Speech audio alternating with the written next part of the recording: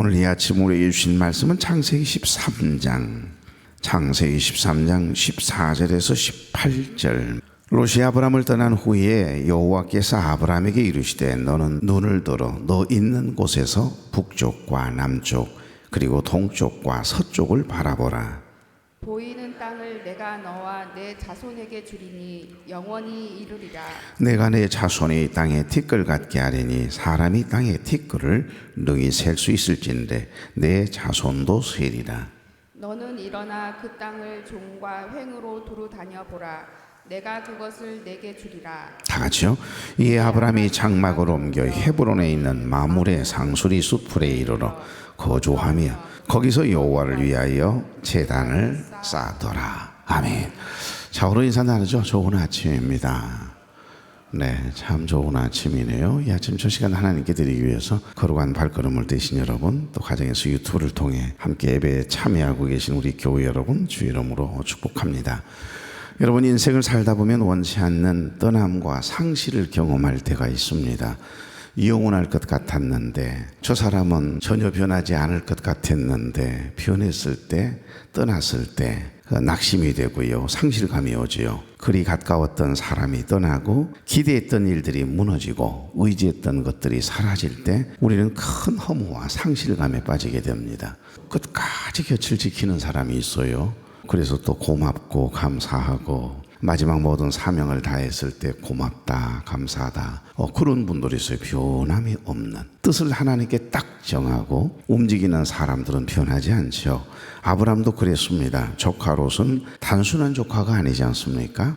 여러분, 할대아 우르에서 아버지를 잃은 이 롯에게 삼촌 아브람은 아버지와 같은 존재였고, 어찌 보면 자식이 없던 아브람에게는 롯은 아들과 같았습니다. 그래서 여러분, 그 아들에게 모든 장자의 복을, 그 아들에게 기업을 이어지도록 해야겠다, 그런 마음을 가지고 있다가 이제 훌쩍 떠나잖아요. 그 이후는 엘리에셀이라고 하는 종에게 장자의 복을 줘야겠다 그랬는데, 하나님의 약속대로 이제 이삭이 태어나고 그 전에 인간적인 방법을 통해 이스마엘이 태어나거든요.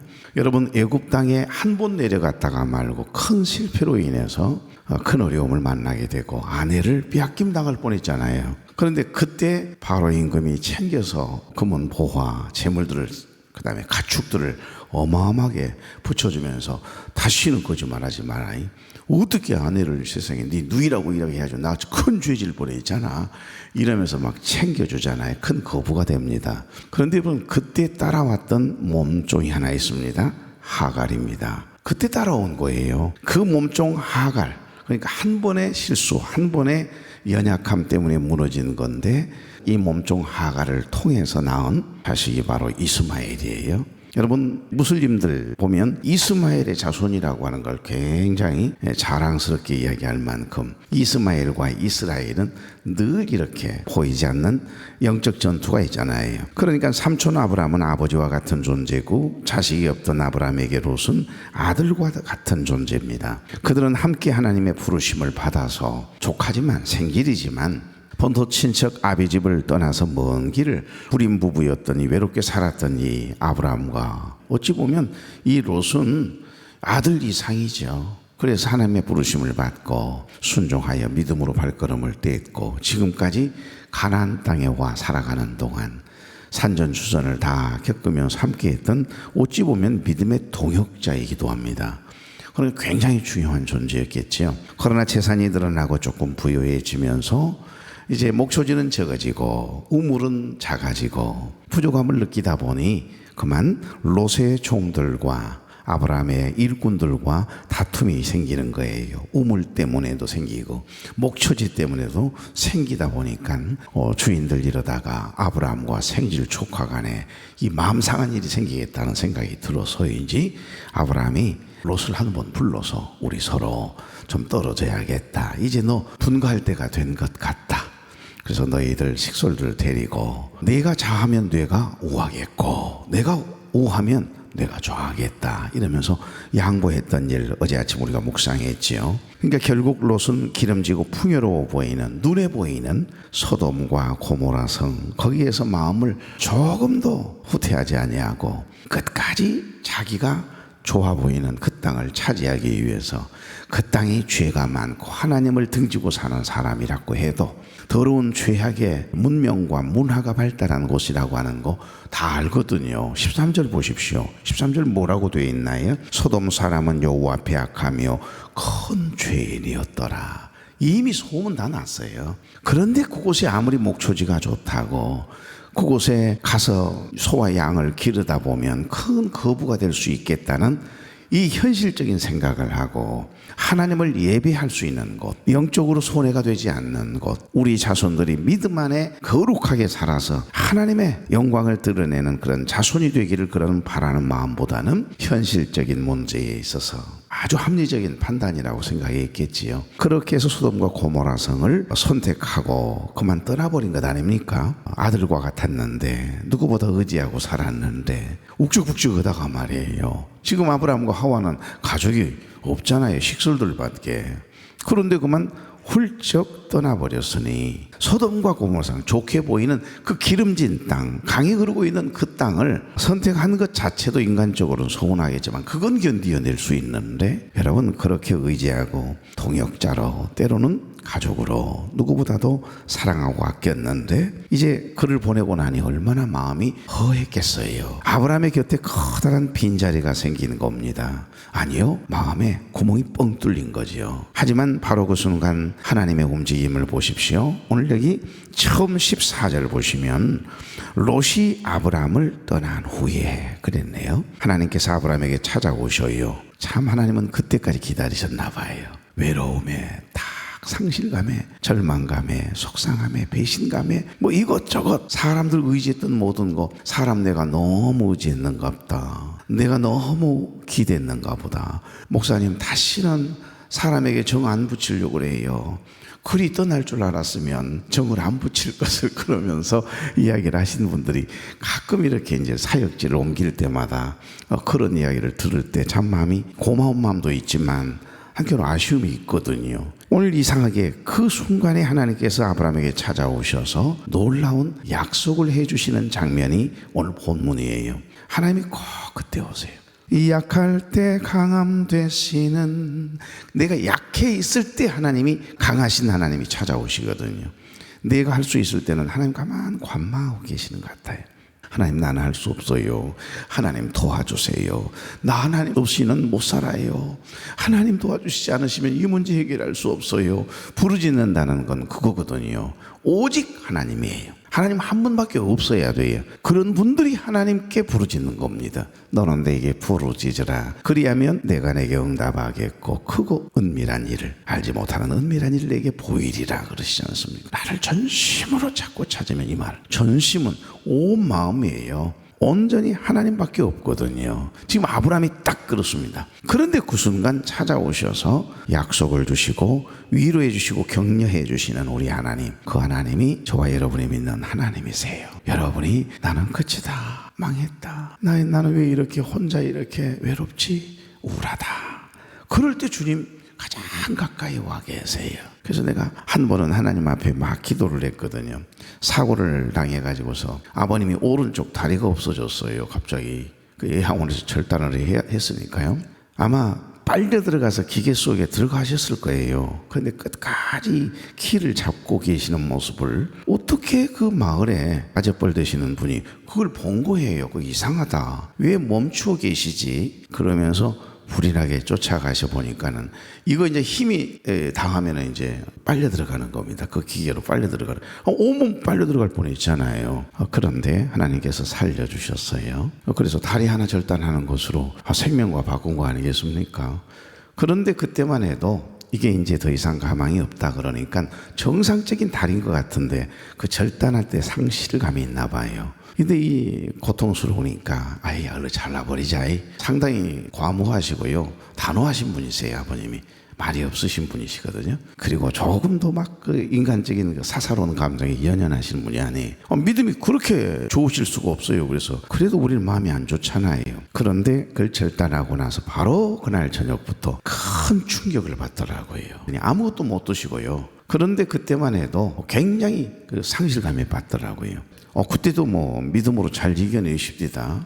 그런데 가장 고통스러운 게 뭐냐면 이상하답니다. 왜 그렇게 충격을 받았는가 했더니 가려운데, 저 발가락이 가려운데 손이 딱 가면 발가락이 없잖아요. 다리가 없는데 무슨 발가락이 있겠어요. 그런데 그 발가락이 가려운데 손이 가서 좀 가려주어야 이게 멈추는데, 없는 발가락이 뭐 어떻게 가렵다고 만져집니까? 만져지기라도 하면 다행이지요.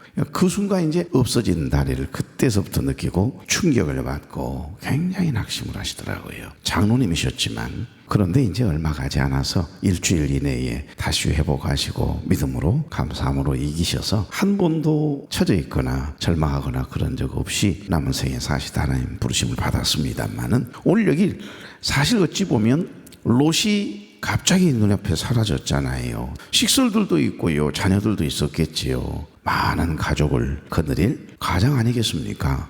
그런데 이상해요. 정이 들었나 봐요.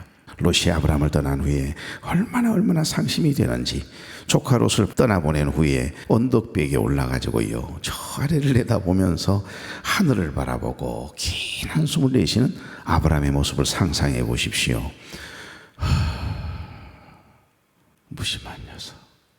이런 생각을 하면서 아마 한숨을 내쉬고 있었던가 봐요. 그런데 여지없이 그 순간 하나님께서 찾아오셨어요.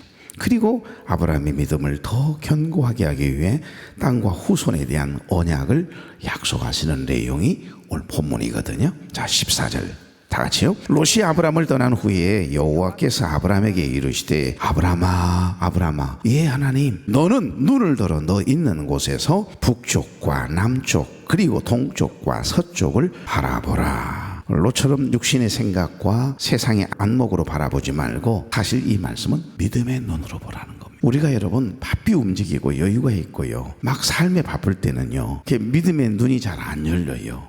육신의 눈은 아주 밝아져요. 안목의 정욕 굉장히 밝거든요. 통찰력도 있고요. 그런데 이상해요. 내가 아무것도 가진 것이 없고 뭔가 이제 내 힘으로는 할 수 없는 그런 딱 상황에 놓여지면요, 이상해요. 믿음의 눈이 톡 하고 열리거든요. 참고에 여러분, 딱딱한 그 콩 넣어놓아 보세요. 밀폐된 공간에 넣어놓으면 썩지도 않아요. 그리고 싹도 안 나요. 몇 년 지나도 안 납니다. 놀랍게도 이게 햇빛이 좀 투여되고 바람이 좀 이렇게 쬐지고 습이 조금 이렇게 생기잖아요. 그러면 이상해요. 그 딱딱한 콩에서 하고 싹이 터지거든요. 감자도 마찬가지입니다. 그러니까 우리의 믿음의 눈이 톡 터질 때가 있어요. 자, 15절 다 같이. 보이는 땅을 내가 너와 내 자손에게 주리니 영원히 이르리라. 16절. 내가 내 자손이 이 땅에 티끌 같게 하리니 사람이 땅에 티끌을 능히 셀 수 있을진데 내 자손도 세리라. 아멘. 여기서 말하는 자손은요, 단순히 혈통적인 자기의 후손 이스라엘만을 이야기하는 게 아니거든요. 아브라함의 후손을 통해서 이 땅에 내려오실, 보내주실 예수 그리스도를 통해서 온 열방 가운데 흩어질 교회를 예표하고 있다, 이렇게 해석하는 학자들도 있습니다. 그러니까 예수 그리스도를 믿는 믿음의 후손들을 지금 이야기하고 있는 겁니다. 자, 17절. 너는 일어나 그 땅을 종과 횡으로 두루 다녀보라. 내가 그것을 내게 주리라. 아브라함이 믿음으로 밟는 모든 땅은 내게 주겠다는 겁니다. 사랑하는 교회 여러분, 우리가요, 믿음 없이 수고하고 애쓰고 모으고 공든탑 높이 쌓아보세요. 하나님이 한번 하고 인생의 환란의 바람을 불게 하시면 한순간 날아가 버려요. 그러지 않나요? 그런데 이상합니다. 하나님이 딱 붙잡고 있는 우리의 모든 것은요, 결코 어느 누구도 흔들 수가 없어요. 절대 뽑히질 않아요. 아브라함이 믿음으로 밟는 모든 땅을 주시겠대요. 사랑하는 교회 여러분, 오늘 이 하루 믿음을 가지고 믿음의 발걸음을 떼는 그 순간마다 여러분이 밟는 모든 땅은 하나님이 여러분에게 주시는 줄로 믿고 믿음으로 발걸음을 떼보십시오. 그러니까 믿음으로 해석하고 영적으로 반응한다는 거, 그래서 그것이 큰 힘이고 복이 되는 겁니다. 이 약속의 땅을 눈과 발로 구체적으로 확인하게 하시거든요. 동서남북을 다 한번 쳐다봐라. 뭐 사막밖에 더 있겠어요. 척박한 땅입니다. 그런데 이상하게 하나님께서 주시겠다는 땅이랍니다. 그리고 자식이 없는 불임 부부인 이 아브라함에게 능히 셀 수 없을 만큼 많은 자손을 약속하고 계시네요. 조카 롯이 떠난 후에 가슴 한켠에 커다란 구멍이 크게 뚫렸는데 너무너무 아쉬움이, 그 공허함이, 허함이 커서 너무 상심이 돼가지고 한숨을 쉬고 있는데 세상에 하나님께서 딱 그때 찾아오셔서 위로해 주시고 격려해 주시고 있거든요. 이것이 바로 복음에 대한 약속입니다. 우리는 죄로 인해서 영원한 생명과 하나님의 나라를 잃어버린 존재거든요. 여러분, 죄는 하나님과 나 사이를 관계를 깨거든요. 그리고 영원한 생명으로도 주님의 나라로 갈 수 있는 문을 막아버립니다. 그 죄는 무서움이 있거든요. 근데 이 죄의 문제를 해결해 주심으로 인해 영원한 생명을 얻게 하시고 많은 생명의 열매를 맺게 하시겠다라고 한 복음적인 의미가 담겨 있는 겁니다. 여러분, 예수 그리스도께서 이 땅에 오셔서 십자가에서 우리의 모든 죄값을 치루어 주심으로 우리는 죄로 인하여 잃어버렸던 모든 것들과 비교할 수 없는 더 놀라운 것을 선물로 받았습니다. 예수 그리스도를 믿음으로. 뭐지요? 바로 영원한 하나님의 나라를 상속받을 상속자가 됐다는 것이고, 또 하나는 하나님의 자녀가 되는 권세를 얻게 되는 것을 말씀합니다. 그래서 여러분, 사도 바울은 갈라디아서 3장 29절에 너희가 그리스도의 것이면 곧 아브라함의 자손이요 약속대로 유업을 이을 자니라, 그렇게 말씀하세요. 그러니까 하나님의 언약은, 약속은 땅을 주시기 위한 것이라기보다는 하나님을 예배하게 하려는 영적인 의미를 가지고 있는 축복의 선언이거든요. 너의 후손이 예수 그리스도를 믿음으로 말미암아 구원을 받아 하나님의 자녀가 되고 하나님의 나라의 상속자가 되고 하늘나라의 백성이 돼서 하나님 앞에 모여 예배드리는 예배자들이 될 것이다 라고 하는 깊은 의미가 담겨있는 약속이거든요. 예배가 곧 약속받은 자의 첫 번째 응답입니다. 그리고 아브라함은 이 약속의 땅에서 주님이 찾으시는 그 한 사람, 그 예배자로서의 삶을 선택한 거지요. 그래서 나는 일평생 하나님을 예배하는 예배자의 삶을 살겠습니다. 하나님을 경외하며 살아가겠습니다. 이러면서 하나님 앞에 그 믿음을 고백하며 서원하거든요. 그래서 아브라함이 믿음의 조상이 된 것입니다. 여러분, 하나님의 약속을 받은 아브라함은 어떻게 반응했는지 한번 볼까요? 18절을 보시면 그의 믿음의 행동이 구체적으로 기록이 되어 있습니다. 18절 시작. 이에 아브라함이 장막을 옮겨 헤브론에 있는 마므레 상수리 숲에 이르러 거주하며 거기서 여호와를 위하여 제단을 쌓았더라. 아멘. 이것이 아브라함의 인격이고요, 신앙입니다. 여기 헤브론이라고 하는 지명이 나오네요. 우리 목사님께서 설교하실 때 이 산지를 내게 주소서, 여기와 관련이 있는 지명입니다. 이 헤브론 땅은요, 훗날 아브라함의 자손 다윗이 유다 지파의 지지를 받아서 다윗이 임금이 돼요. 사울 임금이 죽고 난 다음에. 그리고 저 북쪽에 있는 북이스라엘은 10개 지파의 지지를 받아서 솔로몬의 토목감독관이었던 여로보암이 임금이 돼요. 그러니까 2개 지파의 지지를 받아서 먼저 다윗의 왕궁이 바로 헤브론이라고 하는 땅에 왕궁, 도성을 세워요. 그래서 첫 번째 다윗이 임금이 돼서 제일 먼저 도성으로 삼았던 자리가 바로 오늘 여기 지명에 나오는 헤브론이라고 하는 땅입니다. 아브라함에게 약속해 주셨던 그 약속이 다윗을 통해서 이루어지는 순간이거든요. 여러분, 목사님을 통해서 우리가 이 산지를 내게 주소서, 갈렙에 대한 말씀 기억나시죠? 그러니까 지도자 여호수아가 정탐꾼 중에 긍정적인 보고를 했던 여호수아와 갈렙 이야기를 하셨어요. 사실은 여호수아도 대단한 믿음의 사람이지만 갈렙이 어찌 보면 더 대단한 사람이 아닐까. 그때 당시에 장대한 족속이었던 아낙 자손이 살고 있는 땅이 바로 헤브론 땅입니다. 그냥 좋은 땅이긴 한데 문제는 그곳이 아낙 자손, 우리보다도 보통 사람들보다 키가 1배 반 정도 더 큰 장대한 아낙 자손이 있어가지고 전쟁을 이겨낼 재간이 없는 겁니다. 그러니까 어느 지파가 이 땅을 차지하겠소, 분배받겠소 이러니까 아무도 손사래를 치면서 아무도 우리 못해. 그래서 다 정복을 해 나가는데 그 땅은 정복이 안 돼요. 여호수아, 하나님의 종 여호수아가 이 산지를 누가 정복하겠소? 그랬더니 갈렙이 믿음으로 제가 가겠소 이거예요. 이 산지를 내게 주소서. 그래서 정복한 땅이 바로 헤브론이라고 하는 땅이라는 겁니다. 그러니까 깊은 은혜가 있는 거지요. 이처럼 아브라함이 걸어가면 길이 되고 기도하고 노래하면 삶이 되게 하셨던 것처럼 저와 여러분의 발걸음이 닿는 그곳이 길이 되고 우리의 삶의 노래가 하나님이 받으시는 예배가 되고 찬양이 될 수 있기를 소망합니다.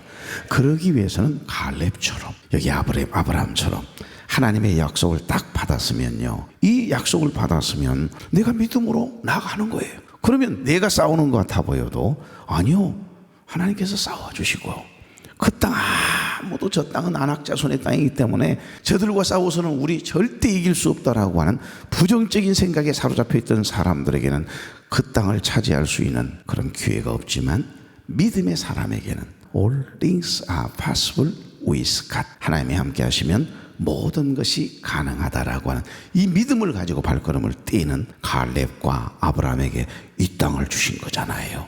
아브라함은 두 가지를 합니다. 이 약속을 받고 첫째는 장막을 옮겼다 그래요. 이제 헤브론 땅으로 옮겨가거든요. 그는 하나님의 약속을 따라서 순종의 발걸음을 내딛습니다. 이제 더 이상 롯이 떠나간 자리에 머물며 과거에 얽매이지 않고 하나님의 약속의 땅을 향해 나아가거든요. 장막을 먼저 옮겨요. 두 번째, 제단을 쌓습니다. 이것이 가장 중요합니다. 제단은 예배의 자리지 않습니까? 아브라함은 새로운 삶의 터전에 도착해 가장 먼저 항상 제단을 쌓고 여호와의 이름을 부르는 일은 아마 이 신앙의 패턴이죠. 그의 삶의 중심이 하나님의 심을 고백하고 있는 겁니다. 사랑하는 교회 여러분, 성전 중심, 하나님 중심, 말씀 중심으로 살아보십시오. 뜻을 하나님께 정하고 예배에다가 모든 것을 맞춰보시라고요. 철저하게 뜻을 하나님께 정하고 이 예배의 모든 기준을 예배에 잡고 하나님 중심으로, 말씀 중심으로, 예배 중심으로 살아보십시오. 하나님께서 반드시 여러분 책임져 주세요. 망할 것 같죠? 아니요, 안 망해요. 절대 망하지 않습니다. 헤브론 땅이 여러분 왕궁이 될 줄 알았습니까? 여러분 도성이 될 줄 누가 알았어요? 그러니까 그는 땅의 주인이신 하나님을 먼저 경배한 겁니다. 그래서 제단을 쌓는 거예요. 이것이 약속을 받은 성도들의 올바른 삶의 태도인 것입니다. 우리도 예수 그리스도를 통해 구원과 영원한 생명이라고 하는 놀라운 약속을 받았잖아요. 그렇다면 우리의 삶이 어떠해야겠습니까? 하나님의 나라는 믿음의 눈으로만 볼 수 있는 겁니다. 그리고 주님을 위해 투자한 시간과 마음과 물질, 헌신은 결코 공짜가 없습니다. 생애 가운데 매 순간마다 경험되어지는 하나님의 놀라운 기적과 같은 은혜가 여러분에게 경험되게 하실 줄 믿습니다. 마음을 하나님께 정하는 게 중요해요. 약속을 받았으면, 하나님의 말씀을 통해 위로를 받았으면 뜻을 하나님께 정하고 말씀 중심, 성전 중심, 하나님 중심으로 삶의 발걸음을 떼보세요. 하루하루가 쌓여 인생이 되듯이 하나님의 은혜가 쌓이고 쌓이면요, 흔들림이 없는 천천한 신앙이 돼요. 그러면 바랄 수 없는 중에 바라는 믿음, 갈 바를 알지 못하는 하나님의 명령이라면 갈 수 있는 믿음과 순종이 어디서 생기는지 막 생겨나거든요. 혹시 여러분의 삶에 롯이 떠나간 빈자리가 여러분의 마음 한켠에 있는 분이 있습니까? 재물의 상실, 관계의 깨어짐, 건강의 문제, 계획의 무산으로 인해서 허탈해 하신 분이 혹시 이 자리에 계십니까? 기억하십시다. 우리가 겪는 상실의 자리는 끝이 아니고요, 하나님의 더 큰 은혜가 시작되는 출발점이에요. 그리고 그때 부르짖고 기도하면 우리 하나님 찾아오세요. 그리고 만나 주실 겁니다. 그리고 위로해 주시고 약속해 주실 겁니다. 그 약속을 붙들고 삶의 발걸음을 떼보십시오. 놀라운 하나님의 섭리, 하나님의 계획, 하나님의 놀라운 크신 은혜가 준비되어 있을 것입니다. 그게 믿음이에요. 그게 아브라함의 영성이고요. 좋으신 하나님, 오늘도 이 아침 단잠을 깨워주셔서 첫 시간 하나님께 드리고 이 하루를 주님의 마음으로 시작하게 하시니 감사합니다. 롯이 떠난 후에 아브라함을 찾아와 말씀하신 우리 하나님처럼 우리의 상실과 허전함 속에도 주님은 더 크고 영원한 약속으로 위로해 주심을 믿습니다. 보이는 땅과 헤아릴 수 없는 자손을 약속하신 그 언약이 예수 그리스도 안에서 이루어졌음을 감사합니다. 오늘도 믿음으로 일어나 주님의 말씀을 따라 걷게 하시고 우리의 삶이 언제나 제단을 먼저 쌓는 예배의 중심, 성전 중심, 하나님 중심, 말씀 중심으로 출발하게 하옵소서. 그래서 하나님께서 사랑하는 종들의 삶을, 가정을, 사업장을, 자손들을 책임져 주시는 그 놀라운 은혜를 경험하고 간증하는 영적 거인들이 다 되게 하옵소서. 이 시간에도 건강의 문제로 인하여, 인생의 문제로 인하여 여러 가지 인생이 닫힌 문을 열어달라고 눈물로 기도하는 종들이 있습니다. 찾아가 주시고 치료해 주시고 어루만져 주시고 회복시켜 주시고 닫혀있는 문들 열리도록 특별한 은혜를 베풀어 주옵소서. 예수님의 이름으로 축복하며 기도하옵나이다. 아멘.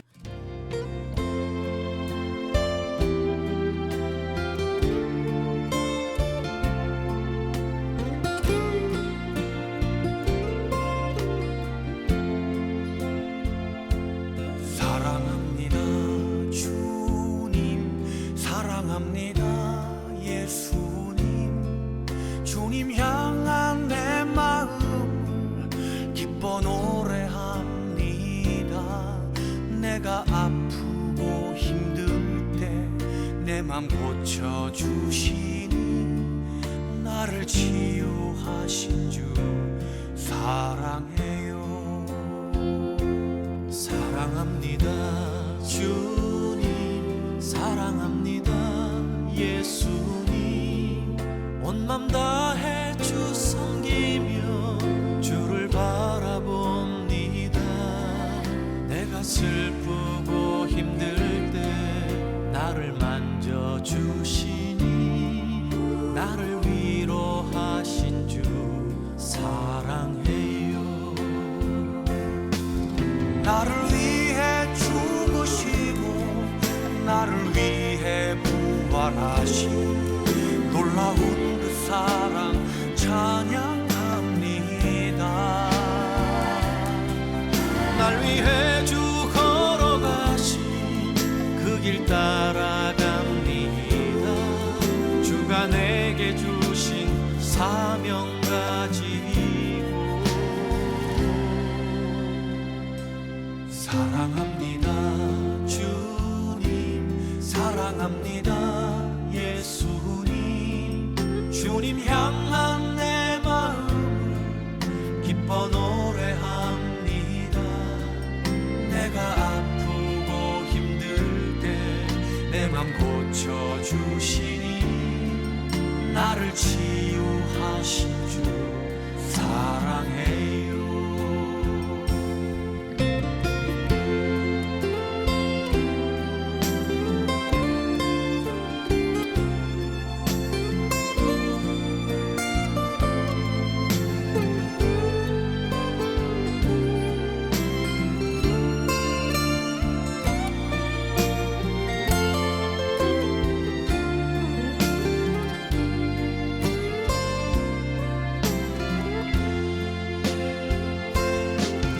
나를 위해 죽으시고 나를 위해 부활하신 놀라운 그 사랑 찬양합니다. 날 위해 주 걸어가신 그 길 따라갑니다. 주가 내게 주신 사명 가지고 사랑합니다 주님.